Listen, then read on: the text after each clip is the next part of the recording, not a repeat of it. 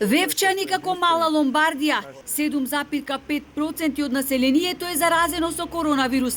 Само во последниве 10 дена во најмалата општина во земјава опасниот вирус е диагностициран кај 45 жители, а битката со болеста последниве денови ја загубија 3 лица на возраст од 37, 57 и 65 години. Во моментов има и 60 активни случаи.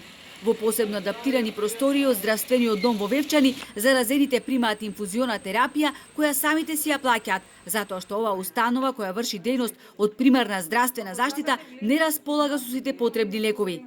Пациентите од свој џеб го плаќаат лекувањето кое чини околу 600 евра. Потешките случаи се препраќаат во болниците во Охрид и Струга, затоа што тука не можат да добијат кислородна поддршка. Но во соседно Лабуништа, мештаните сами набавувале кислородни боци кои ги користеле дома. Кислород има, постоечките боци, значи со нашите економски оператори кои што ги имаме избирано на тендер во јавна набавка, тие имаат кислород и ние нашите боци ги носиме ги полнат. Но во моментов ако сакаме да купиме боци, како боци и како системи, значи има недостаток, нема. Како се прошири вакам силно заразата во Вевчани, директоре? Предпоставувам дека е од некоја седенка или семејна веселба, после која што имавме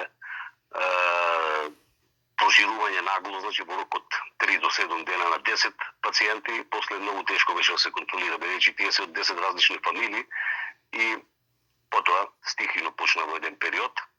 И градоначалникот на Вевчани Сашо Јанковски, кој самиот е позитивен, вели заразата букна како резултат на недисциплинираниот однос на жителите кои правеле забави, родендени, слави и други веселби. Во Вевчани буквално нема семејство каде нема заболен, вели тој.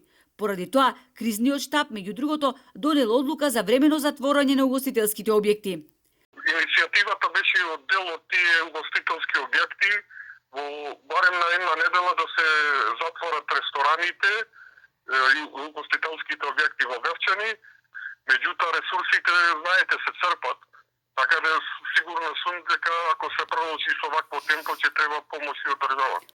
Јанковски ги отфрла обвинувањата на жителите кои на социјалните мрежи му префрлаат од и самиот седел по кафеани со многу луѓе на маса, префрлајќи ја вината на собствениците на објектите кои не ги почитувале протоколите. Како градоначалник имал илјадници контакти и не е чудно што се заразил. Сигурен сум дека и британскиот премиер Борис Џонсон ги почитувал мерките, но се инфицирал. Им порача Јанковски на мештаните, кои пак бараат поголема ажурност на полицијата, од и заразените се рашетували низ општината ширејќи го вирусот.